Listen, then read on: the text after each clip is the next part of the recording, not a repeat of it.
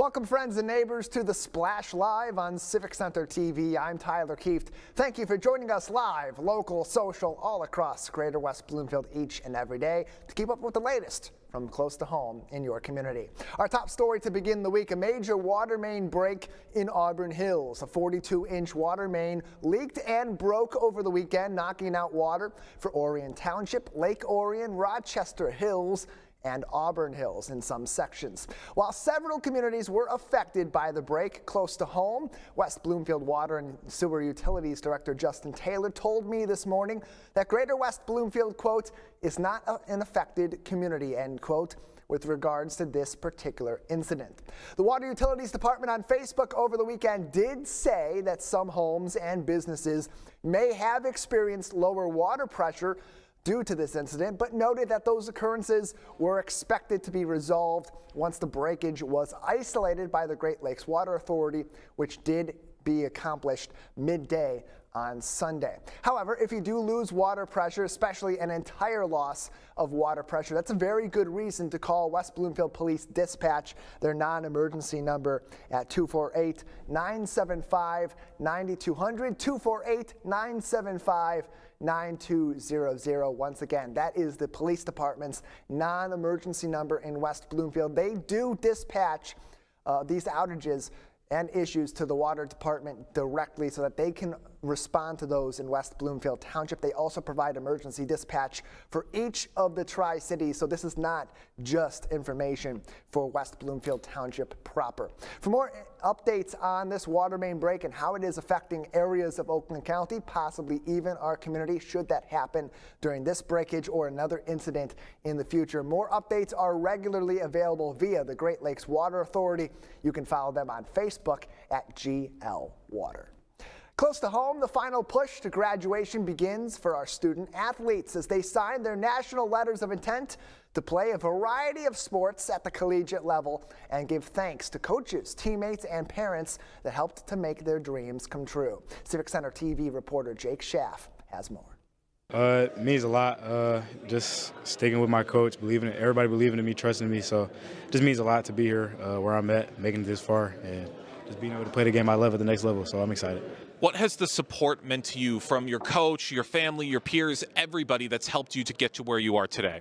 The support was a lot, especially from my coach. Like coming in as a freshman, young, mind's not fully there, but he believed in me from the start, started me as a freshman. So that was like my big booster, and it helped me the whole way. So it just kept me humble and kept me grinding. So, and all the support, staying in the gym, everybody, coaches staying after to help when we work. So I just enjoyed it, and it really worked off. So. Yeah, I love my coaches for sure. Even my teachers, Mr. Pierce, Mr. Pace, everybody that shows me good feedback. Like me as a person, I'm a good person. I put the work and time to it. So everything they say, it backtrack, and I got to show that too. I got to set the tone. I got to let people know. It's kids that look up to me too, freshmen, sophomores, what I'm saying? So I got to come out every day and show what I got to do, and I appreciate that. I love my coaches. Without them, I wouldn't even be here, especially my brothers that I play football with, track, every other sport, Yeah, it's a blessing. I'm really honored to be able to sign to play basketball, and I just appreciate everything, school, coaches, everybody. Yeah, we're all like a family here, so it's like we're all a team and we all support each other. So yeah. Talk to me a bit about where the love of the sport comes from and why it pushes you to be the best that there is. Probably just comes from being an older brother. Like you go from playing outside with your brothers to going to AAU to going to elementary. I'm always kind of like they role model, let's go work out. So it just comes from the love of being an older brother and trying to inspire my younger siblings. Talk to me a bit about the things that you've learned here at your time with West Bloomfield High School and how that's going to excel you to take the jump to the next level. Main thing I learned is you can't win everything. You lose games. It's a part of the game. There's negatives with the game. There's positives with the games. Everything's not going to always be positive. You have injuries. You have stuff outside of sports that could affect that as well. So that's one thing I took for sure is everything can't go the way you want to, but in the end it'll work out how it is now. Great information from Jake, and so nice to hear from these athletes as well as they complete their collegiate athletics career and move on to playing at the college level. Many of our athletes from West Bloomfield Township in recent years moved on to Division I, II, or III sports, some even professionally. It is a huge part of their high school experience. We've had a pleasure of being a part of many of those kids and their journeys along the way, and always nice to see a huge crowd in the I Center come together. Those parents, of course, celebrating their kids' major accomplishments, but those coaches, former teammates even come back, and especially Athletic Director Eric Pierce, his final signing day of his illustrious career at West Bloomfield High School, played a big role in turning WB into a major athletics juggernaut in Oakland County. More information on these athletes and West Bloomfield High School sports still ongoing for their spring season. You can find their schedules and more stories on westbloomfieldathletics.com. In West Bloomfield Township, Special Connections fill the gaps across generations, engaging our eldest and our youngest citizens all together. Jonathan Montgomery has the story. Jonathan Montgomery, Civic Center TV, and I am here at the Reserve Senior Center in West Bloomfield. Now, usually the halls of this place are filled with quiet reflection, but today it was filled with laughter. And that is all thanks to a local organization called The Connection. I took a look inside to see how a simple game of Connect 4 can connect generations. Connection, we're a Detroit-based nonprofit organization focusing on helping students stay engaged and excited about learning. We're really working around chronic absenteeism and helping students understand the importance of education, but also the importance of service and really showing up for themselves today so that they can show up for themselves when they are older. So today was one of our service projects. Every quarter, our students go out into the community and they select what they want to do. So today was their opportunity to select the service project. They decided that they wanted to serve some seniors. So we partnered with this facility today to bring our students for the second time to come and play games with the seniors, get to know them, build relationships, and also just to pour back into the community that gives so much to them. The thing about being here with the Connection and the senior citizens is seeing their face, like when they smile at the games we play, it really makes me happy. So what was your favorite thing about coming here today? My favorite thing about coming here today is seeing my best friend Larry. What we did today, we played games, played bingo, and have a great time. I would say if you have children, definitely encourage them to give. Definitely encourage them to serve others because it helps build their confidence. It helps them know that they have something to give to the world, and it's not all about receiving. So I would definitely say it builds up their character and really just allows them to be their full authentic self. Although the games have ended, the smiles on the faces of these senior citizens and kids will last a lifetime. Just proving that even though we may be generations apart, we all still speak the same language when it comes to having fun. For Civic Center TV, I'm Jonathan Montgomery. That's the great thing about these intergenerational events. They help to connect those generations, teach lessons to the younger people from those who have a lot of life experience, and bring a little bit of that youthful energy back to our eldest residents and bridge some of those gaps in loneliness that we know our senior citizens experience as they age further on in life, making those connections that make a place like West Bloomfield Township a lovely home for those all across generations. All throughout the local area, job opportunities for students with disabilities, helping them enjoy a productive learning experience, explore vocational opportunities, and even potential future careers. It also provides a connection for local professionals with a chance to give back to their community along the way. I spoke to Renee Dell from Gesher Human Services right here on the Splash Live to learn more. Renee, thanks for coming on the show. Thank you so much for having me. Happy to have you on. As was mentioned, there's a lot of jobs that are going to be available, and these jobs are both community focused. They have some vocational ties and a number of different career fields, and they're particularly, in this case, aimed at those with disabilities who may not otherwise have this great of an opportunity, maybe perhaps for their summer coming up ahead. Why is it important for Gesher Human Services to put in the effort to not only seek these opportunities, but also guide these individuals that they're aimed at toward these real-world job opportunities that also come with a paycheck? Yeah, we really believe that everybody that has a desire to work should be afforded the opportunity to work. And so we feel that allowing high school students the opportunity to get that real life work experience where they're taking the skills that they're learning in the classrooms of what it takes to get a job and to be a good employee and putting them into real practice. And for many of the students, this is their first time earning a paycheck. And so it gives them a lot of pride and enjoyment, and they're building skills and beginning to build their resume. And so that's something that we get really excited about. And the fact of the matter is, these individuals with disabilities, it doesn't eliminate them from these job opportunities or these career fields. If anything, these are opportunities that help them embrace these opportunities for them in the future. How do you find that those with disabilities get into these jobs and then translate that maybe in the months afterward or the years afterward into turning these into real careers that are quite successful? Yeah, it's really starting the foundation of their work history and allowing them to gain valuable work skills to get an idea about what type of work they like, as well as what type of work they may not like, really trying to find jobs that are good job matches, and then being able to take those skills and put them into practice later down the line, adding that to their resume as they're deciding what's the next step after high school. And for some of these students, they even have the opportunity to gain permanent employment with an after school job once the summer internship has ended.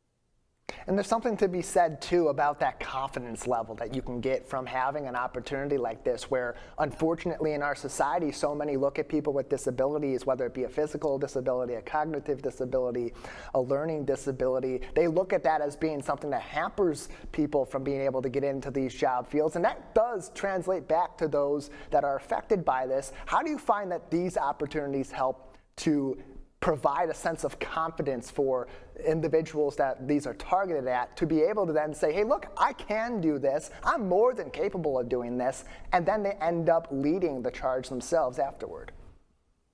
Yeah, so it's really great because getting out there in the community is showing people in the community that people with different abilities deserve a chance in the workforce, and that a disability doesn't define somebody. And so often when they're comparing themselves to their age appropriate peers, they may think that goals that other people have are outside of their reach. And when they're able to get into these internships and see that they can excel, that they can do a variety of work across a variety of different settings, it really does help to boost their confidence. And then when they return to school, they're able to talk about their job and their summer internship and really empower other people to see that, like, even if you have barriers to employment, that doesn't mean that work opportunities are beyond your reach. And with the desire to work, there really is the right job out there for everyone. So this is going to be a program that will serve up to 150 students from the Tri-County area, Oakland, Wayne, and Macomb County. So it's not necessarily just isolated to people in our community and neighboring communities right here in Oakland County. This is something that if it affects you at home and your child, you individually, you can spread this to other people so that they can get into it. Community-based jobs, 6-week program, July 6th to August 13th. How do people get involved, Renee? Yeah, so by getting involved, you can reach out to your Michigan Rehabilitation Services counselor, your high school transition coordinator, or you can reach out directly to Gesher Human Services. Our website is www.geshermi.org, and we would be more than happy to help get you on the path to be able to participate in these wonderful opportunities. These opportunities, too, this experience has in the past from those that have been through this, been described in part as life-changing. What sort of transformations do you typically see from these individuals that go through this 6-week program, get that job coaching, and get that real-world work opportunity? Yeah, so often when people come in, they don't fully understand what it necessarily takes to be a good employee. And so we tend to see a lot of growth and progress. By the end of the program, they're showing up on time, interacting appropriately with their peers and customers, taking direction from their job coach and their manager, and really improving their productivity and speed. So by the end of the 6-week program, they've really gained valuable transferable work skills that they can use on their next work opportunity. They can take it back to school and relate it to the things that they had been relating to career exploration in the classroom.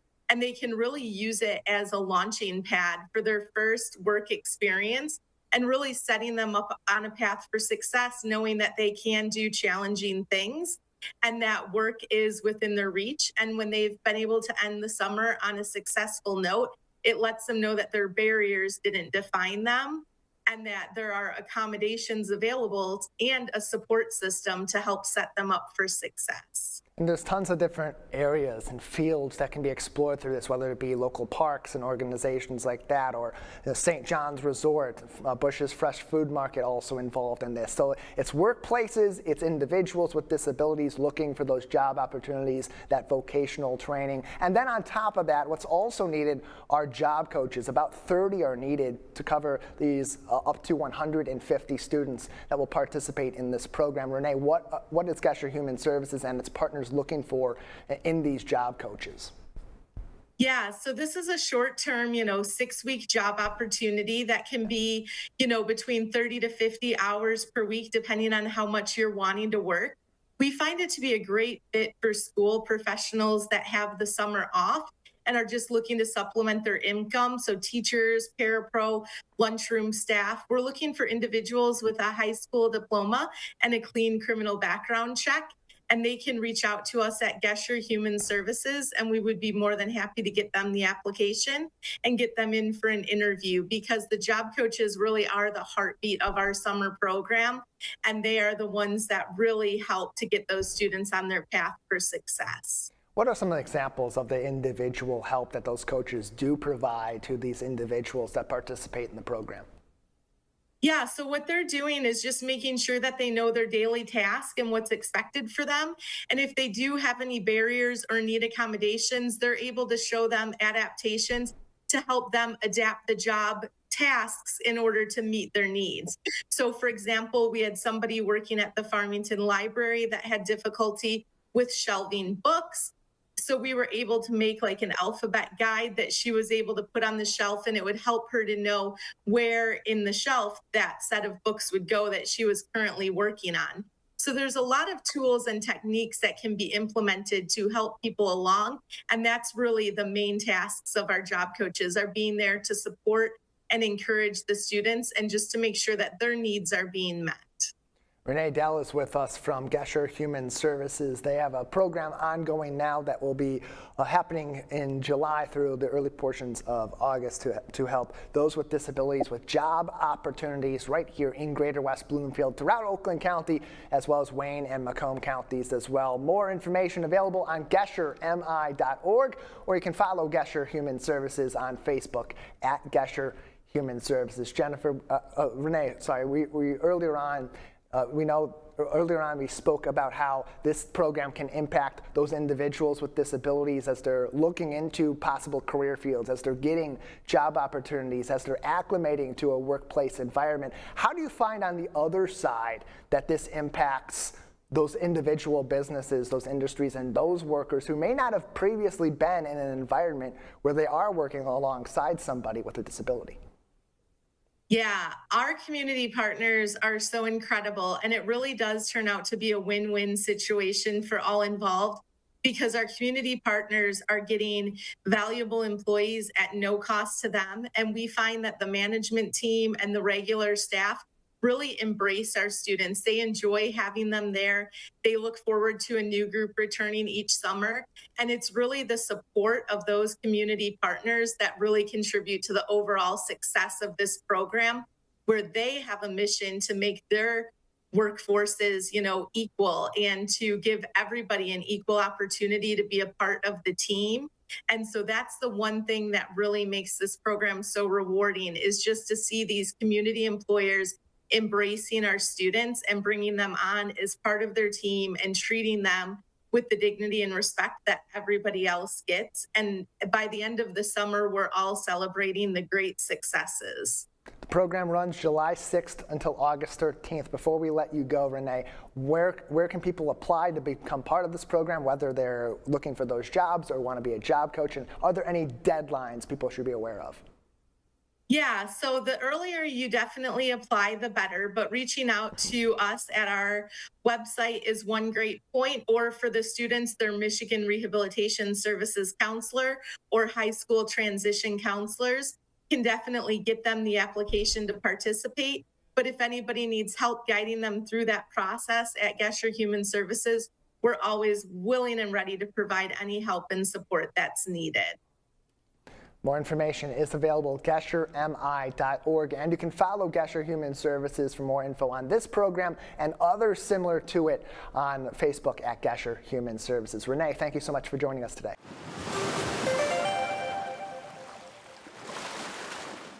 There's plenty of more information on these vocational opportunities for kids with disabilities in Greater West Bloomfield and beyond. As was mentioned in that segment, this is available not only in our local community, but throughout Oakland County and surrounding counties as well. So let your friends know and find more information on geshermi.org. One more time, that website for Gesher Human Services, geshermi.org. At the Janice Cherrick Gallery inside the J, an opportunity to explore your creative side and create art that will sparkle in your home and teach you new skills all along throughout the process. Joining me with more details is mosaic artist Sue Majewski. Sue, welcome to The Splash. Thank you. Happy to have you on to talk about this. You got a great workshop coming up at the J in the Janice Cherrick Gallery, a place where, hey, look, people could learn this new type of art that they can create some very nice pieces with. It may soon get into that gallery if they get skilled enough and develop. What can people expect to learn at your upcoming workshop? So we're going to make pendants, and I offer loads of different materials and stuff. I really focus mostly on the design of the finished piece. And so we spend a lot of time looking at all the pieces, making different arrangements, and then we create the pendant itself. But most of the time is spent on designing and exploring materials. This will be on Sunday, June 14th, 1 p.m. to 3 p.m. at the Janice Cherrick Gallery that is inside the J, formerly known as the Jewish Community Center of Metropolitan Detroit. A chance to learn a little bit about making this form of jewelry art. And this is very, very intricate and at times can turn out to be extremely detailed. That can be pretty daunting for people coming into something like this if they look at other examples of this form of mosaic art. How do you bridge those gaps and get those beginners in while also maybe engaging those that have done something like this before, Sue? You know, I just love to show people what they can do. There's so many opportunities, and all you have to do is just give it a try. It's so very few rules in mosaic, and especially in this pendant form, you're working in a small little space. You're given lots of little tiny pieces, and you can lay it out. And I encourage taking a picture with your phone, and then do it again and again and again, and figure out which design works the best. Lots of time for making changes, adding and taking away and subtracting, things like that, just to create the most beautiful piece that you can put around your neck. And they're going to be able to create one-of-a-kind pendants reflecting their personality, their style, their imagination, go through the creative process, and learn the technical process all the way. Sue, you've already done that yourself. That's going to help as you teach these individuals the process in their own way. How did you get into all of this? Oh my, I graduated from Wayne State downtown. And in my many years of college, I took every art class available. And when I finished, I thought, now what am I going to do? And I started, I think I broke a plate in the kitchen, and I thought, well, I can't just throw that away. And it kind of just went crazy from there. And I slowly and surely found my tribe and became friends with lots of other mosaic artists from all around the world. And that was back in the days before, as computers were just coming out, but I found a Yahoo chat group and started finding all the people that had more information than me. And I sucked it up, and I have been doing it ever since. I started probably in the early 80s.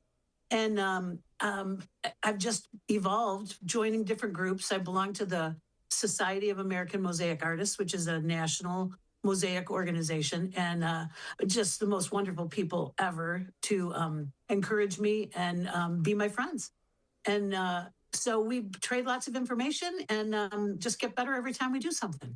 You can find more information on this by visiting thejddetroit.org. You can also follow the Janice Cherrick Gallery on Facebook. That's Janice Cherrick Gallery, their handle on Facebook. Sunday, June 14th, 1 p.m. to 3 p.m.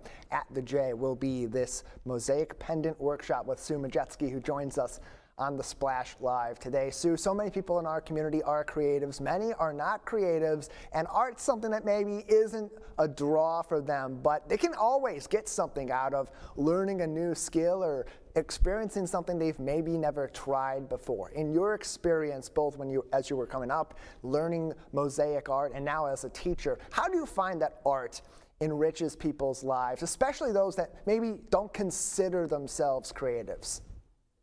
You know, in everything we do, it's an important aspect. Just whether you can see it or not. I hate to call myself a teacher. I'm an encourager, and I like to encourage those who have never tried this, who don't think they can, and show them how easy it is. It's if you just look at it simply, and everybody can do it. The rules are very few. There's lots of materials. I can show you lots of different ways of using them. And I just encourage anybody to just give it a try.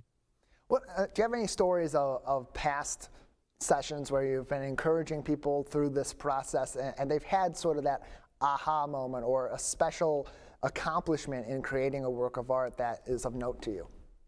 It's so cool to see that light bulb go off above somebody's head. It literally, you can see wow, you were right. And that's a tough thing for some people to say.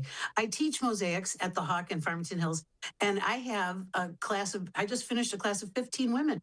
And I think 12 of those 15 are returning students. And they've been coming to me. One of them said, this is my 10th project. And they just soak it up. And then they love to share what they know with the new people. So it's refreshing for me to watch my students who have been there for a while turn and explain it to somebody else. And I step back and let them do it, because that's how you learn from each other. And in the end, what do you find that people collectively get out of not only learning this form of art themselves, but sharing that experience with so many other people in the process? Well, the confidence in themselves. It's remarkable to watch, and to watch it pass. I had a brand new woman just this last session, and she said, I don't know how to do this. I have no idea.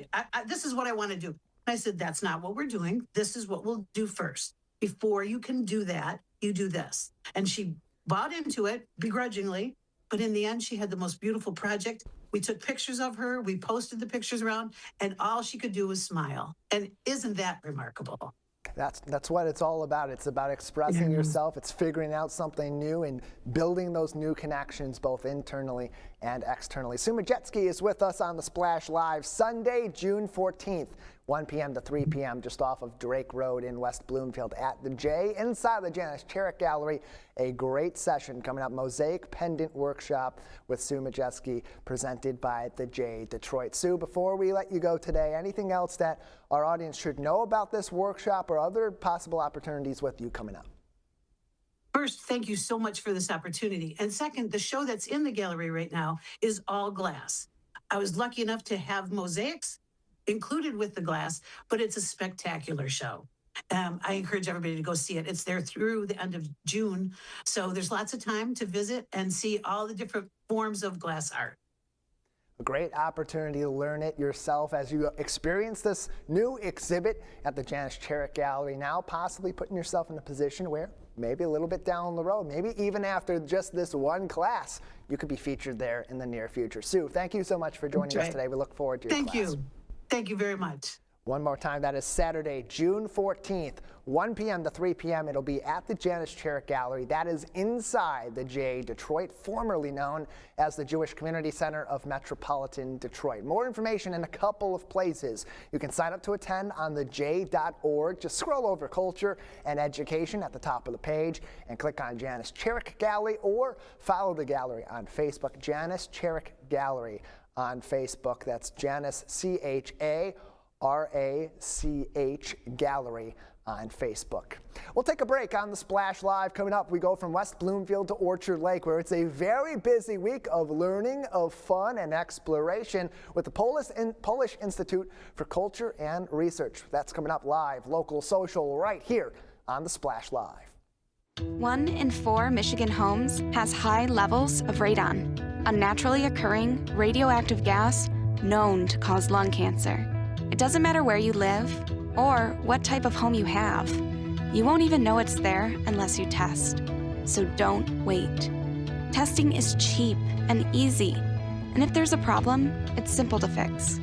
Visit michigan.gov/radon to learn more. We took action. Will you?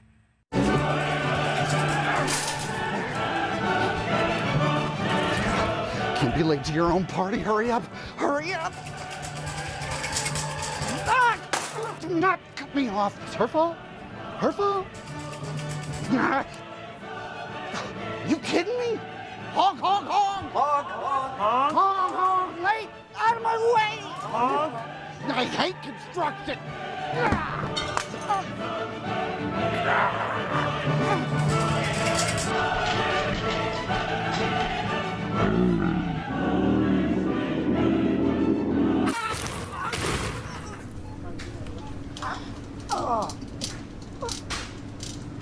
You should have slowed down.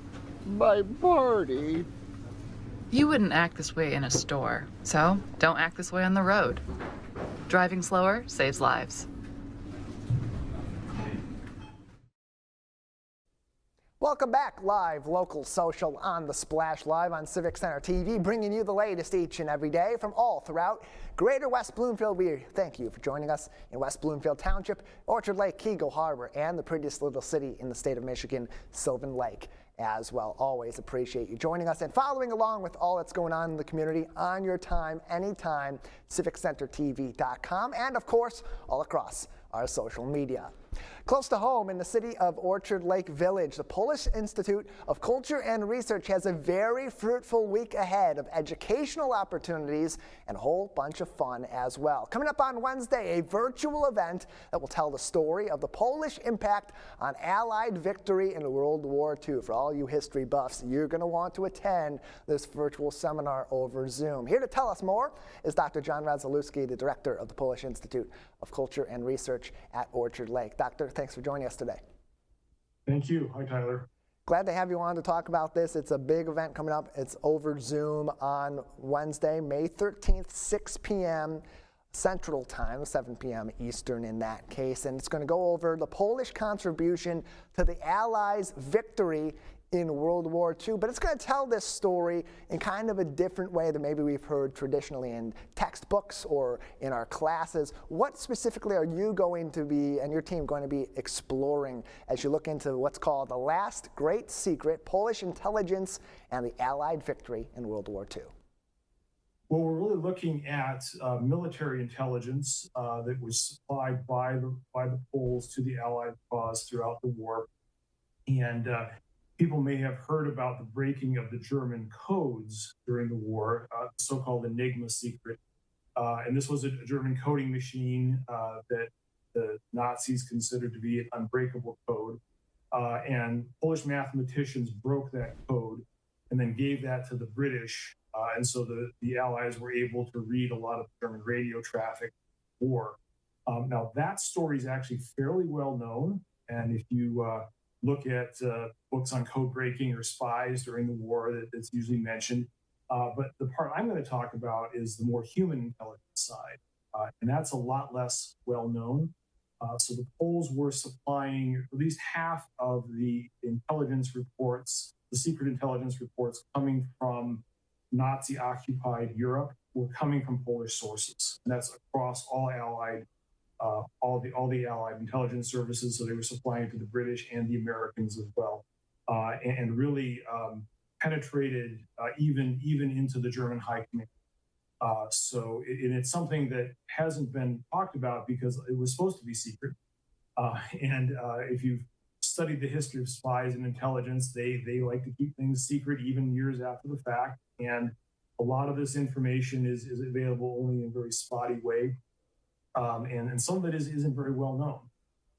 And the Polish intelligence networks covered the entire world, not just Europe, but they were active tracking Nazi sympathizers in South America, for example. They were active in Asia. They were active in North Africa. And when the Americans invaded North Africa in 1942, which was one of the first great military operations conducted by the Americans in the European theater, that was entirely due to Polish intelligence. There was no other Allied intelligence network in North Africa in French North Africa. And so really a very critical part of that story has been lost, and we're just very slowly starting to uncover that. And this is a really interesting way to dive into it, because as you mentioned, something that I clocked right away is you're going into the individual's stories of this, not necessarily the collective of Polish intelligence. Certainly this will tell the story, but why was it important for you and for your team to hone in on individuals' stories and their impact on this critical operation that helped the Allies win World War II? Well, the stories are wonderfully compelling. They're heroic. People really risk their lives to do these things, and I think that's a great way for people to connect with the past, to hear a story. I mean, I can give you lots of statistics and other things which are very interesting for a history geek like me, but I think people want to hear those stories, and so there were a number of individuals that, and some of them appear to have. There's a, again, I want to be very careful in saying this, but there are a couple of the individuals seem to have been or may have been models for the James Bond books. One of the spies was named Christina Scarbeck, also known as Christina Granville, and she apparently dated or had a relationship with Ian Fleming, who wrote the James Bond books. She was very glamorous. Supposedly, she may be the model for Vesper Lynn in the James Bond books. The individual you see here on the picture that I used on the flyer is Jerzy Ivanovich, and he was unfortunately executed by the Germans actually during the war. But he was like James Bond squared. He spoke multiple languages. He was active in Greece. He spoke Greek, and it was a center for German and Italian operations in the Mediterranean. And he was like a one-man army of destruction. He almost assassinated Mussolini at one point, but he was sinking ships. He was destroying aircraft. The British considered him worth an entire division of troops. Just that one man. So it really is like a real life, in a way, a real life James Bond. And that's what is interesting about the story. And a lot of these people have been sort of lost to history. And so we're trying to kind of bring them back and tell their stories. And John, Dr. Rezalewski, I just want to take a couple more moments with you before we will have to move forward today. The great thing about this is we can have a quick conversation about this, but then people can get the full story by joining with you on Wednesday evening for this virtual seminar, learn more about this. They don't even have to go anywhere to do it. They can do it from anywhere they're at with a computer or a phone connection and Zoom. If people want to join us on campus, I will be doing it here on campus. So if you want to be here in person, you can come join us in person. It's 7 o'clock Eastern time. And we're doing it with the Polish Center in Santa Maria, Texas. So they're co-sponsoring with us. But join us by Zoom. You can be anywhere in the world. If you have a good link, you can join us. So you're welcome anyone to come along. And we'll make sure to put the link to that Zoom seminar on our website and on our social media as we post about this later on. You see this on demand. Dr. Rezalewski, before we let you go, how do you find that programs like this, especially as much research as you're doing at the Polish Institute in Orchard Lake, connects our community and especially our Polish community close to home here in Greater West Bloomfield and nearby to its history and also the history of our world? Well, it really is. We're all integrated into the same country here in the United States, the same world. And I think when you hear these stories about these people who made remarkable sacrifices for our freedom and for the freedom of the world, I think that connects with everyone. And obviously, it's an important part of our history in the Polish community, but it's also a universal story. They're just great stories, to put it that way. And everyone loves a great story. That's all coming up on Wednesday at 7 p.m. via Zoom, or join them in person at the Polish Institute to learn more about the impact of Polish intelligence in the victory for the Allies in World War II. Dr. John Radzalewski with us on the Splash Live. Thank you so much for joining us. We're looking forward to a lot of people joining in on that seminar on Wednesday evening. Thank you, Tyler. Appreciate you. You can learn more information on picrol.org. That's info on all these different events that are happening all year long, different seminars, in-person events. They're great facilities that continue to be updated while keeping that connection to local history right here close to home in the city of Orchard Lake Village. It's a busy May all across Greater West Bloomfield, close to home in Orchard Lake. Certainly is the case as well. On Friday, May 15th, an evening exploring storytelling with Amanda Barrett as she presents a conversation on her book, The Warsaw Sisters. Michigan author Amanda Barrett joins us now on the Splash Live for a special preview of this conversation and talk about her book. Amanda, thanks for coming on the show. Thank you so much for having me. Happy to have you on to talk about this. It's part of a very, very busy week down at the Polish Institute in Orchard Lake. What can people expect to learn with this particular episode of the Literary Salon at the Polish Institute? So I'll be speaking about my novel, The Warsaw Sisters, which is inspired by the incredible true stories I uncovered while researching of incredible women. My novels tend to illuminate women, and so this one illuminates the extraordinary women who rescued hundreds of Jewish children from the Warsaw Ghetto, the most famous of whom was Irena Sendler, and the women who fought in the Warsaw Uprising, who served as soldiers and nurses and combatants. And so it's going to be illuminating the remarkable women whose stories are so often lost in the shadows of history, and especially the stories of these Polish women really have regrettably been little told outside of Poland, so to be able to share them is a really remarkable privilege. And it's interesting too, because so much of our history, we learn about these major figures that everyone's going to learn about, everyone's going to see in their textbooks and have pretty common knowledge about, but these individuals that tend to have their stories buried a little bit deeper in the weeds, they tend to be the ones that have the biggest impact when we learn about them, especially when it comes to these historically significant women. How do you find that building those connections through your historical fiction as well as through these connections at events like this Literary Salon help people build a deeper connection to history? I think it's really important to be telling these stories, and I tell them through a narrative format. So though my characters are inspired by these real women, they are fictional. And so I think story has this incredible power to create empathy, to draw us in, to inspire us. And through that, these true life stories are illuminated. So I think it's just a really powerful melding of the two.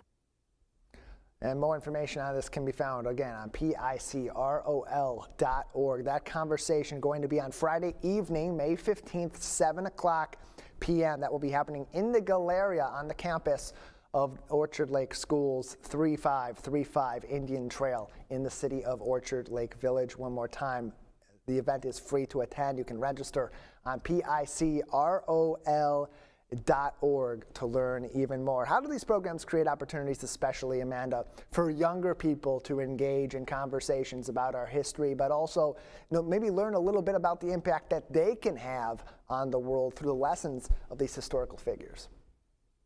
It's absolutely true. They are such an inspiration to me, reading about teenagers who risked everything to fight for their country, to, believe in what they stood for. It can just be so powerful. I've personally been deeply inspired. I'm always so deeply grateful when I receive messages from young readers telling me that my books have inspired them. I think with World War II veterans, Holocaust survivors, veterans of the resistance, with more and more of them sadly passing away each year, to keep preserving these stories, to keep passing on this legacy has never been more imperative.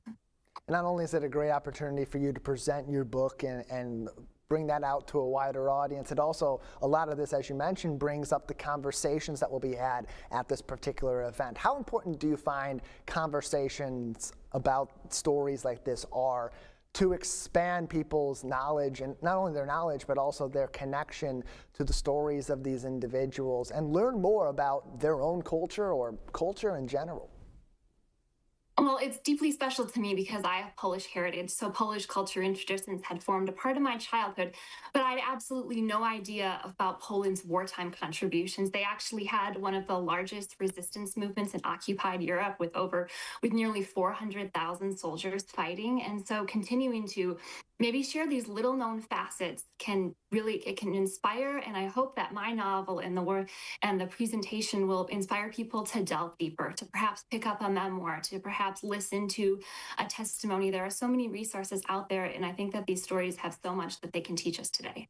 Amanda, if people are unable to attend on Friday, we hope they can attend, learn more about these incredible stories, have great conversations, and build some even deeper historical knowledge that connects to our community. If they cannot, where can they find the Warsaw Sisters?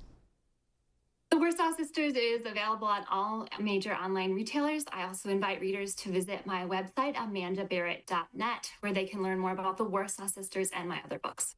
Once again, that's amandabarrett.net to learn more about the Warsaw Sisters, see others of Amanda's writings as well, or you can find the Warsaw Sisters available on Amazon. Look, they tend to get things to you pretty quickly, so you can get it in on your doorstep and do a quick read, get some questions prepared for that great conversation on Friday night. Once again, Friday this week, May 15th, 7 p.m. at the Galleria at Orchard Lake Schools. Amanda, anything else that we should know before we get ready for a great conversation and a look into a significant portion of history on Friday night? I'm really looking forward to sharing. I am looking forward to sharing these stories that maybe people have never heard of, and it's going to be a wonderful evening. Well, we appreciate you coming on to preview this and to tell us a little bit more about these incredible stories that you'll dive even deeper into at the Galleria on the campus of Orchard Lake Schools. Thank you so much, Amanda. Thank you so much. More information and free registration to attend the event on Friday can be found on picrol.org. Also the place you'll find all the events happening all throughout the spring and the summer and beyond at the Polish Institute for Culture and Research on the campus of Orchard Lake Schools. Close to home, many of our students getting ready to graduate high school, also those coming home from college having already received their college degrees and are actively looking for jobs. For some, it's easy. They come home, they got a job ready for them. Maybe they even started today. For others, that process can be long, can be arduous, it can be stressful, and it can take a toll on these individuals as they get out of their college life, get out of their student life, and begin adulting, as they say, full-fledged 100%. I spoke to Carrie Krawick, a therapist from the Birmingham Maple Clinic, to get some more insight on how our kids can cope with this new transition and some competition that comes with finding a new job. Carrie, thanks for coming on the show. Good morning. Thank you for having me. Happy to have you on to talk about this. It's an important topic. It's something that always needs to be addressed for our kids as they come home from college each and every year. And as our world continues to vary year in and year out, there's different stressors impacting these different graduating classes of kids. This year, so many coming into play. But let's just start with the basics. As kids are graduating college in the weeks ahead and are coming home after graduating, or maybe looking for that first job and haven't found it yet, what are some of the common issues that we see kids in this transition having as they emerge into adulthood? Sure. Well, these kids had their whole life comparison culture, the social media comparison culture. So one of the things they're always contending with is looking at what they see as everybody else's highlight reel, and then comparing where they're at with where they imagine they're supposed to be. And like I said, these kids have really been plagued with this their whole educational career, but it's still at play now. And so much of the support system that helps them cope with this comes from parents. But the problem with that is our parents, when they graduated school or when they were entering the job market or the last time they were looking for and applying for jobs, they were in a very different world under very different circumstances than these kids. So for parents at home that are that first line of support and defense for kids in this stressful environment, what's your advice for them on helping their kids navigate the current job market, albeit with their knowledge of what may be a past job market? Well, I think for both the kids, the adult kids, and their parents, It's of course setting reasonable expectations and also being open and honest about what your fears are, what you're doing, or what you're seeing and what you're looking at. I think probably a generation before, not the people who are parents of teens now, but even a generation before that, even if you got a degree in a certain discipline that might not necessarily be the discipline you work, kids right now feel this pressure. If I got a degree in engineering, then I therefore must be an engineer, as if that's my identity.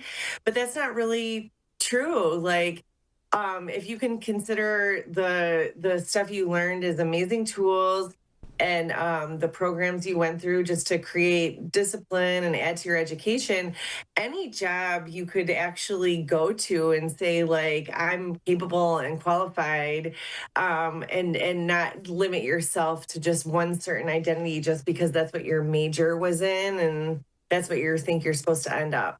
And just across the board, managing stress is so much a careful balance of mentally processing real and present threats and perceived threats. And when it comes to something new, like entering the job market, looking for full-time work, especially after you're no longer in school and kind of have that be your primary driving force, what elements necessarily are there, those real threats that are out there, or what is really perceived as threats in this current job market, are particularly affecting the mental health of our college-age kids that are graduating and now looking for those first jobs?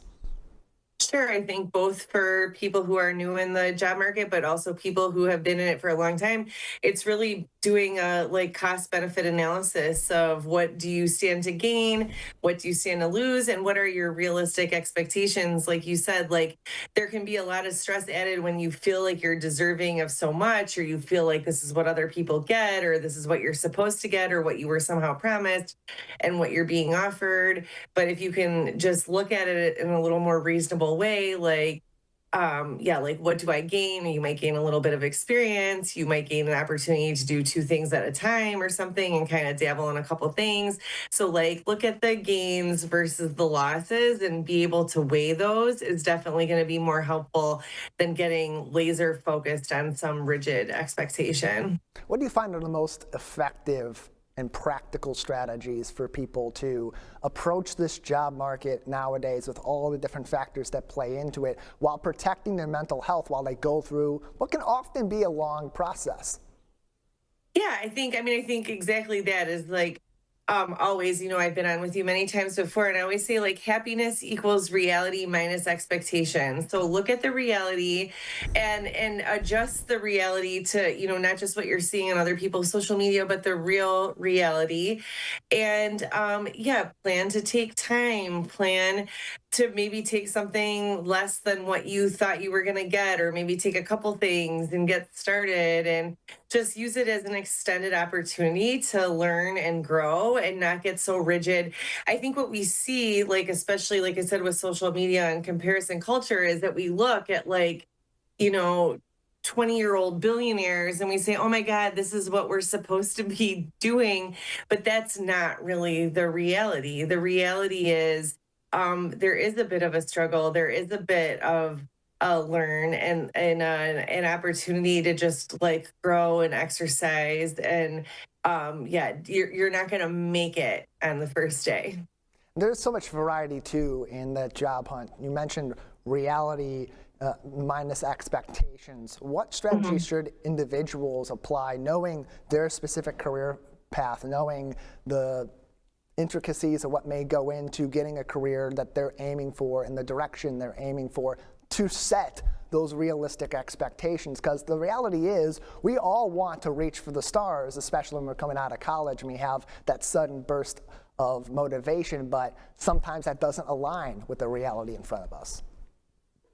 Sure. So I think it's definitely, like we said, it's modifying your own expectations. I mean, but balancing them. So I think we have a culture that's one part entitled and one part easily disappointed. And it's right, that really the best place for you is going to be somewhere in the middle. And that even a dream job is going to be imperfect in some kind of ways. And so to just know, I always say that there's a balance, or just a grand neutrality to things. Everything good also comes with something bad.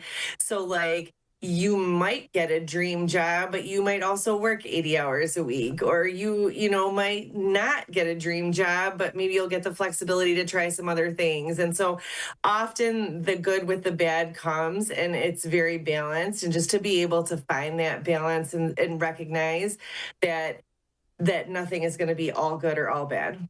Carrie Krawick is with us from the Birmingham Maple Clinic, a licensed marriage and family therapist, joining us on the show as we talk about entering the job market for our college-age kids who are graduating either this week, next week, or in the weeks ahead and are looking for the first job after they complete their schooling. More information and contact info for the Birmingham Maple Clinic is available on their website, birminghammaple.com. Carrie, as kids are managing, looking for these jobs, trying to apply, getting interviews, getting rejections and acceptances, what are some of those early signs they should be looking out for as they're internalizing their feelings and they're thinking about their mental health, that may be signs that this is taking an extra toll on them and they need to take some steps back? So we would definitely expect, if it's hard in the beginning, any transition we expect to be hard, it should feel a little hard. So if you have some sleepless nights, if you have some anxiety, if you have some panic, or if you have some kind of like even depression or avoidance, like we would expect some of that. So what we always look for is sort of like how long and strong does it last? So initially there might be a period of time where there's those experiences, but what we'd like to see is them dissipate over time. And if they continue on and on and on and on, even after some time has passed, then that's certainly like a cause for pause and an opportunity to get into some therapy, or maybe even an opportunity for a parent to raise some concern and see if they can be helpful. And the reality of this situation that's so much different than many other areas in life is so much of the result you get in the job search is surrounded by rejection. So what's your advice for these individuals as they experience, in some cases, a lot of rejection in the job search, to maintain motivation and a positive outlook for the future when things can kind of look a little bleak when you get no after no after no? Sure. So certainly, I mean, I think back to that reality minus expectations, anticipate some rejection, but look at it with a positive attitude. I love the acronym for FAIL, first attempt in learning. So like at any point you get a rejection, you probably learned something along the way. So like think about it as honing your skill, honing your craft. Even the craft of interviewing, that at each interview and at each cover letter or each time you send your resume out, you should have learned something. And each one of those steps will be something that takes you on to the next level. And lastly, Carrie, when should an individual consider seeking professional help as they're going through this transition, going through this major search that hopefully doesn't happen too often in life, but is so important? When should they seek that professional help to help guide them along if this is becoming too much? Sure. So I think, like we said before, is really how long and strong the feelings last. I mean, always, if you're feeling so hopeless and helpless that you're feeling suicidal or that life is pointless or something, I mean, that would definitely be a concern, and to reach out to someone to get help, to call 911, go to an emergency room. But if you are feeling like avoidant, panicked, kind of just stuck in a place where you can't even make the next step, certainly having someone who can help you structure your time, help you just create some daily routines. Those things would always be so beneficial. If you're avoiding like your social interactions, avoiding peers, I mean, that would be another sign that like things are in a bad place. And certainly a therapist could be helpful in overcoming those obstacles. So we want to have of course you're joining the work world, but you want to have a balance between your work life, your health, your sleep, your eating, your physical activity, and then also your social life. So all of those should be fairly balanced. Balancing the necessities of life that you need, a job, bringing in money to pay your bills, find a place to live, all that, a big transition. And then what's often information overload as you're going through, in some cases, a very rigorous job search. Great advice, Carrie. Thank you for joining us. Thank you for having me. Great advice to think about as our kids come home for the summer and maybe come home for good as they complete their college career. Congratulations to all of our graduates at all different levels of their education, and good luck to those looking for those first full-time jobs out of school. That's our show. I want to remind you that television that's close to home is always online on civiccentertv.com, including some big events recently. If you haven't checked out the Michigan Week Community Awards breakfast celebrating our volunteers and the 2026 West Bloomfield Police Memorial honoring the lives and the sacrifices of so many heroes in our local area, highly encourage you to check out those on civiccentertv.com and follow us for clips and announcements and even more segments all across our social media. Big thank you to Calvin Brown, our director, and Jake Schaff running our Zoom, as well as our graphics today, Jonathan Montgomery out in the field as well. And here's to you for being part of this adventure with us along the way. For our entire team, I'm Tyler Kieft. Live, local, social, this has been The Splash Live on Civic Center TV.